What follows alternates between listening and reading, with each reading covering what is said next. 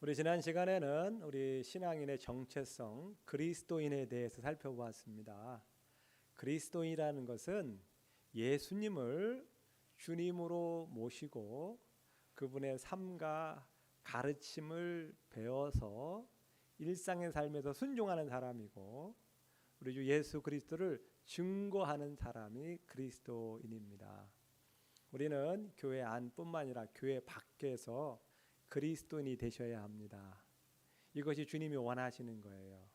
교회 안에서 은혜 받고 은혜 받은 걸 밖에 나가서 예수님의 모습으로 살아가는 것. 그래서 우리가 이 그리스도인의 삶을 살기 위해서는 은혜 안에 머물러야 합니다. 우리의 힘으로는 한계가 있어요. 은혜가 있으면 그 은혜의 힘으로 세상에 나가 은혜로 살아갈 수 있습니다. 그 은혜를 받기 위해서는 예수님과 함께 있어야 합니다. 내 안에 거하라. 나도 너희 안에 거하리라. 주님 주시는 힘을 가지고 세상에 나갈 수 있습니다. 그리고 우리는 예수님으로부터 계속해서 배워야 합니다. 가르침을 잘 받아서 그 가르침대로 삶에서 실천하는 것입니다. 오늘은 예수님께서 우리에게 주신 두 번째 정체성, 너희는 세상의 소금이라, 이 말씀입니다. 같이 한번 해볼까요? 너희는 세상의 소금이라. 네, 소금 이야기를 하고 계십니다. 지금은 소금은 굉장히 이제 평범하고 흔한 물질이죠. 매우 중요하죠. 음식에 간을 내는 데 있어서 중요한 물질입니다. 예수님 당시에는 소금이 매우 귀했다고 합니다. 그래서 이 소금을 하얀 금이라고 불렀다고 합니다.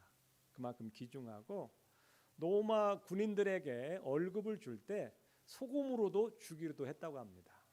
그래서 셀러리라는 말이 바로 이 소금에서 나왔다라는 말이 있습니다. 그만큼 이 소금은 귀한 물질입니다. 근데 그 당시에는 이 소금이, 지금은 천일염이 있죠. 바닷물을 모아가지고 증발시켜가지고 만든 소금이 천일염이죠. 예수님 당시에는 이 천일염은 없었고요.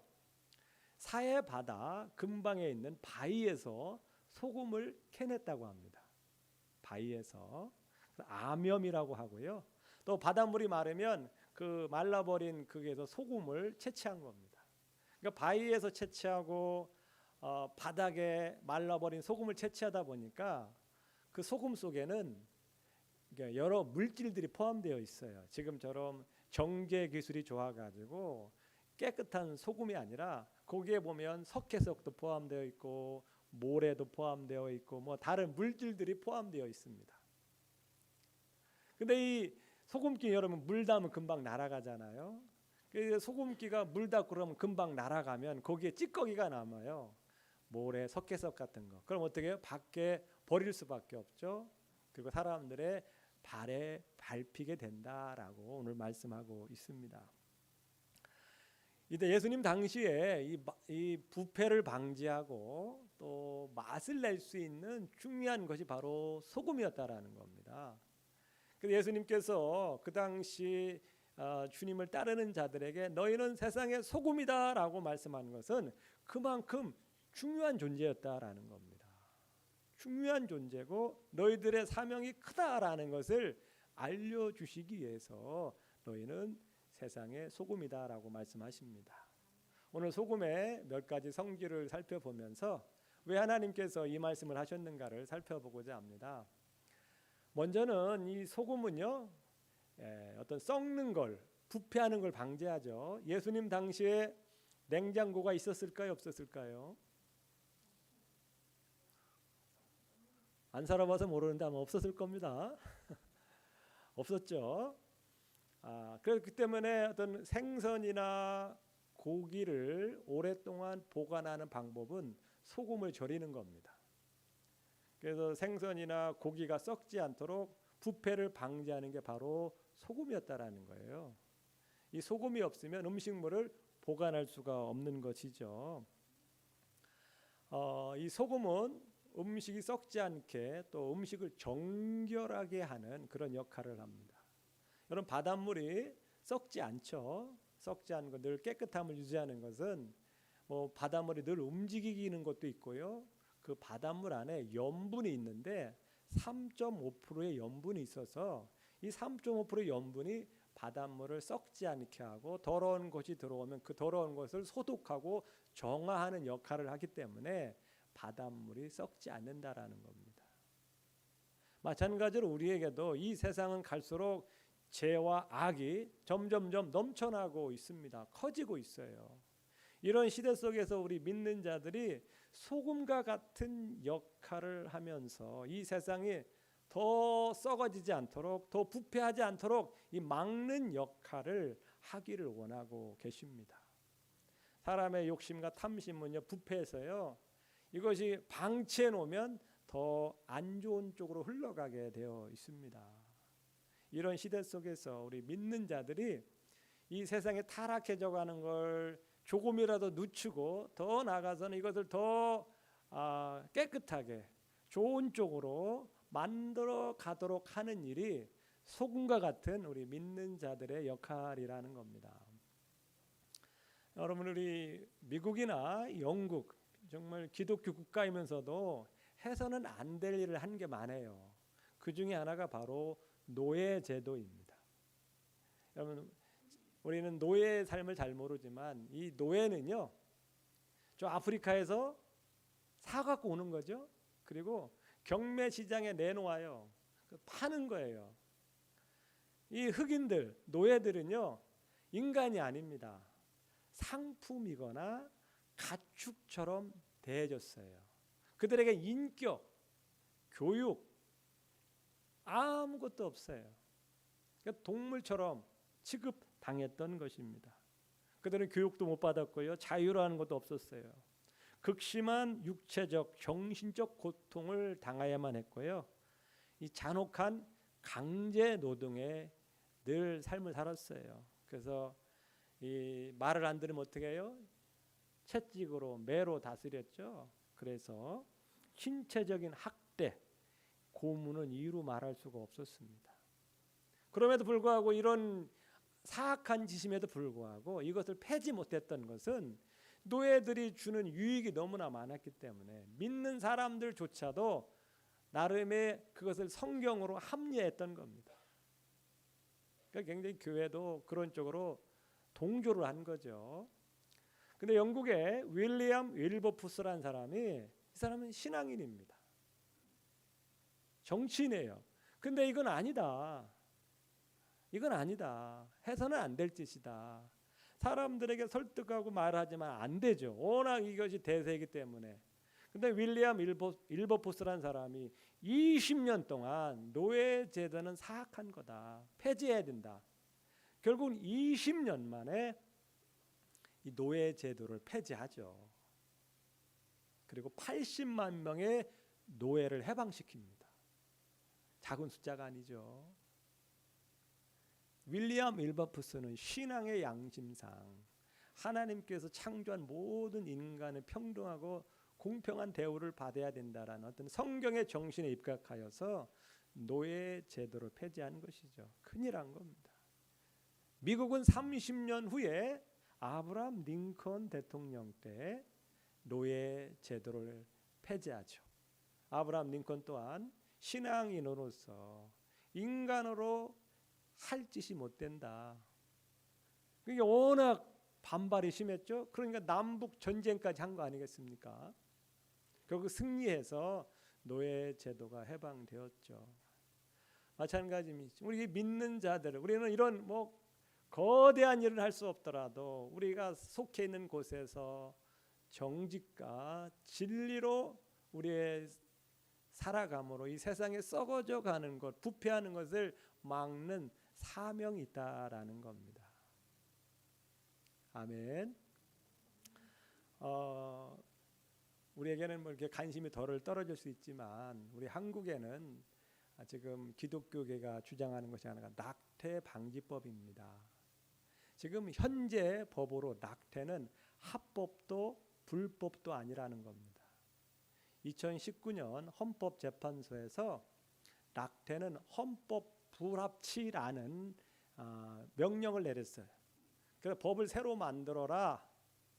이렇게 판결을 내렸지만 아직까지 이 법을 만들질 못했어요. 6년의 시간이 흘러갔지만 이 법이 없어요. 합법도 불법도 안 해요.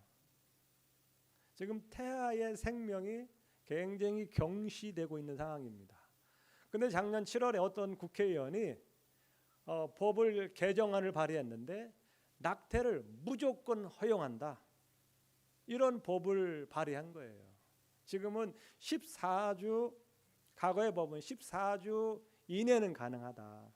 그런데 이제는 그런 제한이 없이 그 여성이 원하면 언제든지 낙태를 허용할 수 있도록 하자.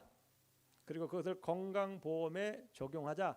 이런 법을 발의해 놓은 상태입니다. 만약 그 법이 통과되면 어떻게 될까요? 이제 언제든지 낙태가 허용이 되는 거죠. 그래서 천주교와 우리 기독교가 이건 아니다. 하지만 워낙 이 대세가 이렇게 가다 보니까 굉장히 어려운 상황인 것 같아요. 그러니까 우리 믿는 사람들은 우리 태아는 생명이라는 거죠. 하나님의 주신 선물이라는 겁니다. 근데 어떤 사람은 태아가 생명이 아니라 그냥 세포일 뿐이다. 이렇게 주장을 하고 있는 것이죠. 이런 시대 속에서 우리 믿는 자들이 이런 법은 막아야 된다라고 목소리를 모으는 것도 필요하다라는 것입니다. 이처럼 사회의 제약이 확산되는 걸 막는 것, 이것이 우리 믿는 자들의 큰 역할이라는 겁니다. 우리 신앙인들이 갈수록 죄와 악으로 타락하고 있는 이 시대 속에서 오염을 방지하고 오염된 것을 소금처럼 정화시킬 수 있는 그런 어떤 사명감을 가지고 살아가기를 원하신다라는 것입니다. 아멘. 이 소금의 두 번째 특징은요, 소금은 변함이 없죠. 녹아 없어질지라도 그 짠맛을 잃어버리지 않습니다. 녹아 없어져서 음식 속에 들어가서 그 짠맛을 유지하기 때문에 것이죠. 이것이 바로 소금의 변함없는 성질입니다. 구약시대 때요, 제사를 드릴 때 제물을 바치죠. 소나 양이나 염소, 또 곡식의 제물을 드릴 때 반드시 넣어야 될 게 있어요. 그건 바로 그 제물에 소금을 뿌립니다. 레위기 2장 13절 말씀을 한번 보겠습니다. 같이 읽어볼까요? 내 모든 소제물에 소금을 치라. 내 하나님의 언약의 소금을 내 소제에 빼지 못할지니 내 모든 예물에 소금을 드릴지니라. 예물을 드릴 때 거기에 반드시 소금을 넣어야 합니다. 소금을 넣는 이유 중에 하나는 그 제물을 깨끗하게 정결하게 유지시키는 것도 있지만 이 소금의 변함없는 성질을 말씀하신 겁니다. 하나님께 제물을 드릴 때 소금을 치면서 무슨 생각을 합니까? 야, 봐라, 이 소금은 녹아 없어질지라도 변하지 않는다. 즉 너와 나 사이에 맺은 언약은 어떠한 상황이 있더라도 변하지 않을 거다. 세상은 변하고 사람은 변하지만은 나는 절대로 변하지 않는다. 너와 나와 맺은 계약은 영원 불변하다라는 것을 알려주기 함입니다. 아멘. 하나님은 변함이 없으시죠. 어제나 오늘이라 내일도 영원토록 동일하신 분입니다. 그 이스라엘 그 당시 근동의 사람들은요, 계약을 할 때 함께 음식을 먹으면서 소금을 나눠 먹었다고 합니다. 그게 무슨 말씀입니까? 우리 함께 소금을 먹었으니 이 약속은 절대 깨트릴 수 없다라는 의미로 소금을 먹었다라는 겁니다. 소금은 변하지 않는다라는 거죠. 이처럼 하나님은 변함이 없으시고요. 또 제물에 소금을 뿌릴 때 그 소금을 뿌리는 사람도 나도 변함이 없으니까 너의 어떤 신실함, 너의 믿음도 변하지 않았으면 좋겠다. 그 의미로 소금을 뿌린다는 겁니다. 우리 신앙인들은 이 소금과 같이 변함이 없어야 된다라는 거죠. 변함이 없는, 이랬다 저랬다 하는 것이 아니라 딱 마음을 정했으면 그 길을 어떤 상황이 있더라도 갈 수 있는 변함없는, 사람과의 약속을 하면 물론 불가피한 상황은 어쩔 수 없지만 웬만하면 사람과의 약속은 지킬 수 있는 변함이 없는 이런 신실성을 요구한다라는 겁니다. 이게 다른 말로 신뢰라는 거죠. 우리 신앙인들은 세상 속에서 신뢰를 갖고 살아야 된다라는 거죠. 저 사람은 믿을 만한 사람이다. 저 사람은 크리스찬이기 때문에 믿을 만한 사람이다. 이것이 보증이 될 수 있는 그런 삶을 살기를 원하신다라는 겁니다. 아멘. 우리가 그래서 충성된 사람이라는 건 바로 이 변함없는 사람이라는 거죠. 여러분 이랬다 저랬다 하는 사람 좋아요, 싫어요? 왔다 갔다 하는 사람 좋아요, 싫어요? 자기 이해관계에 따라서 오가는 사람 좋아요, 싫어요? 싫죠. 우리 믿는 사람이 세상에서 그러면 안 된다라는 거죠. 직장에서도 믿을 만한 사람, 맡길 만한 사람, 약속을 지키는 사람, 신뢰 있는 사람이 되기를 원하신다라는 겁니다. 아멘. 세 번째요, 이 소금은요, 맛을 내는 역할을 하죠. 맛. 싱거우면 맛이 없죠. 적절한 간이 들어가야 맛이 있습니다. 예수님 당시에는 이 조미료라는 개념이 없어요. 오늘날처럼 맛을 낼 수 있는 게 극히 제한적입니다. 이 소금은 맛을 내는 데 있어서 너무나 중요한 물질이었어요. 예수님 당시에 설탕이 있었을까 없었을까요?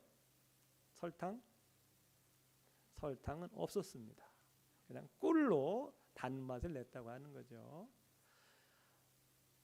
간을 낼 수 있는 게 극히 제한은 맛을 낼 수 있는 게 소금밖에 없었다라는 겁니다. 그래서 예수님께서 마가복음 9장 50절에 아주 재밌는 표현을 쓰고 있습니다. 소금은 좋은 것이로되 만일 소금이 그 맛을 잃으면 무엇으로 짜게 하리요? 너희 속에 소금을 두고 서로 화목하라.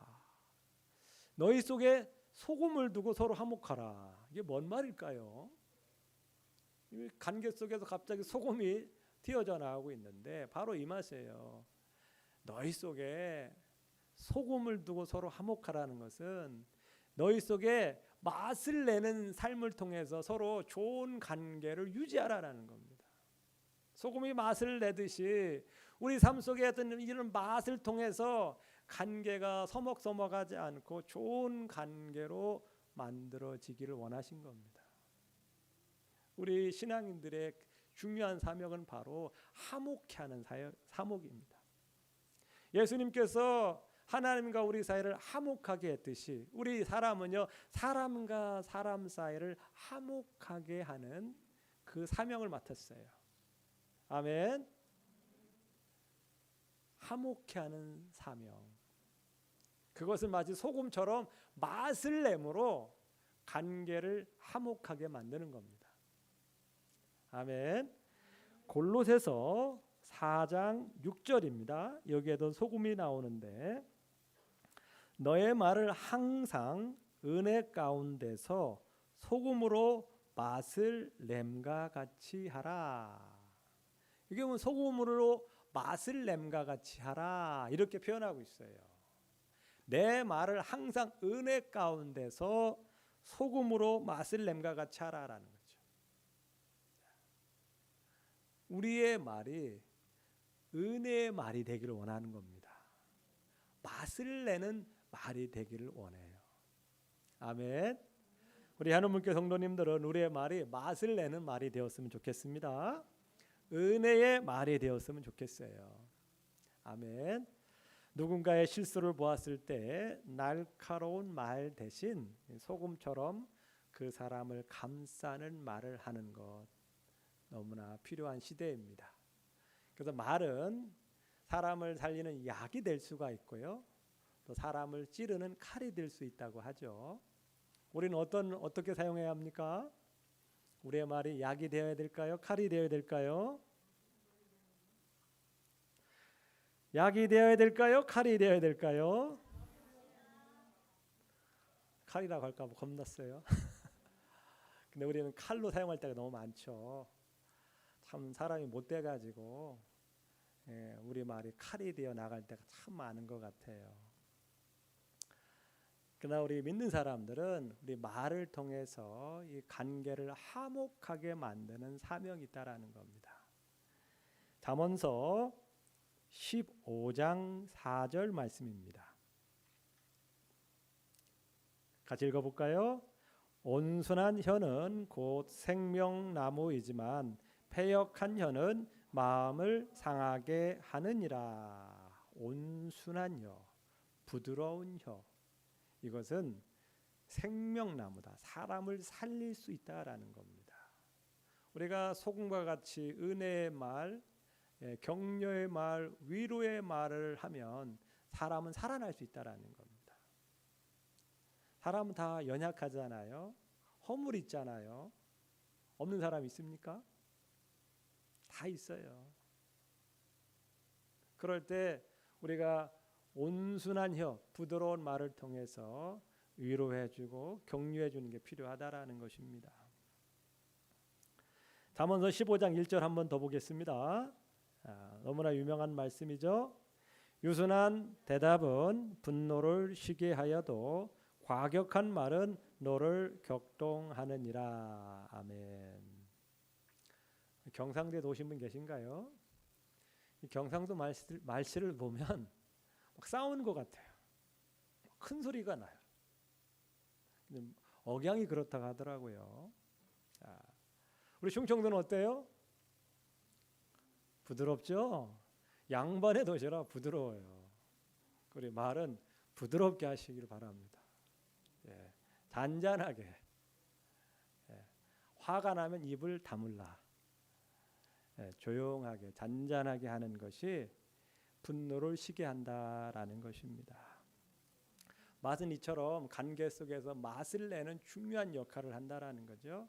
그래서 소금처럼 우리는 화목케 하는 직책을 맡은 자들이다. 아멘. 우리가 이 말을 잘 사용해서 화목케 하는 사명을 잘 감당했으면 합니다. 이처럼 소금은요, 부패를 방지하고 또 변함없는 성질을 유지하고 맛을 내는 아주 중요한 역할을 합니다. 이런 역할을 감당하기 위해서는 소금은 소금 알갱이로 그대로 남아 있으면 이 역할을 못하죠. 이 소금이 음식물 속에 또 물 속에 들어가서 녹아 사라질 때 소금 그 자체가 안 보이죠. 그러나 사라질 때 그 짠맛이 드러나게 되어 있는 것입니다. 오늘 예수님께서 이 소금에게 하시는 말씀의 중심은 너희도 소금처럼 그대로 있으면 맛을 내지 않지만 너희들이 소금이 녹아 사라지고 없어지고 눈에 안 보여질 때 맛이 드러날 수 있다라는 겁니다. 이것은 소금 그대로 있으면 아무 역할도 못하지만 소금이 녹아져가는 희생을 통해서 소금이 역할을 할 수 있다라는 겁니다. 희생한다 어려운 거죠. 내 시간을 희생하고 내 재능을 희생하고 내 어떤 물질을 희생한다라는 건 어려운 일입니다. 하지만 우리는 예수님처럼 그런 희생의 마음으로 살아가기를 원하신다라는 겁니다. 예수님께서 하나님의 자리를 버리고 사람의 몸으로 겸손한 모습으로 종의 모습으로 오셔서 자기의 모든 걸 내어드려서 우리를 살린 것처럼 우리 신앙인들은 그런 어떤 희생의 마음으로 살아가기를 원하십니다. 우리 세상이 희생하려고 하지 않죠. 근데 우리 믿는 사람들 또한 어떤 이런 희생 정신이 갈수록 약해지고 있다라는 것입니다. 어떤 세상의 어떤 반영이 되는 것이 아닐까 생각이 되는데 바쁘고 힘든 시대이기 때문에 더 그럴 수 있죠. 하지만 우리 신앙인들은 이 희생의 정신을 늘 갖고 살아야 된다라는 겁니다. 어느 교회에서요, 저희 교회를 굉장히 부러워해요. 왜 부러워할까? 주일날 점심을 먹는 게 부럽대요. 이 교회마다 이게 힘들고 일할 사람이 없다 보니까 점심을 안 하는 교회가 갈수록 늘어나고 있습니다. 어느 교회를 방문했는데 세종에는 아예 주방 자체가 없더라고요. 주방이 없어요. 식사할 사람도 없다라는 거죠. 왜냐하면 뭐 갈수록 바빠지고 힘드니까 그렇게 되어가는 것 같아요. 하지만 우리 할머니께는 계속해서 식사를 할 수 있는 게 얼마나 감사하고, 또 우리 셀 리더들께서 또 협조해 주셔서 마지막 주에는 또 셀 리더들이 또 헌신해서 식사를 할 수 있는 거 아니겠습니까? 이런 희생이 있기 때문에 우리 전체가 또 즐거움을 누릴 수 있는 거 아니겠습니까?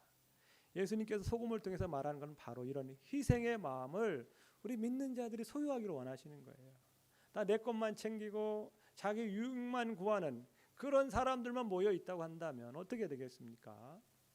각박한 삶이 되겠죠. 그러나 자기 걸 나누고 내어놓고, 그러나 보이지 않는, 하지만 그 안에는 소금의 맛이 드러나는 이 모습으로 살기를 원하고 계십니다. 아멘. 소금은 사라지면 안 보입니다. 우리 예수 믿는 사람도 그런 마음을 하라는 거. 오른손이 하는 거 왼손이 모르게 하라. 굉장히 어려운 거죠. 아니면 그렇게 하라는 거예요. 그게 바로 예수님의 정신이다라는 겁니다. 소금과 같이 자기를 버리고 낮아지는 희생 정신으로 살아가는 자들이 되기를 원합니다.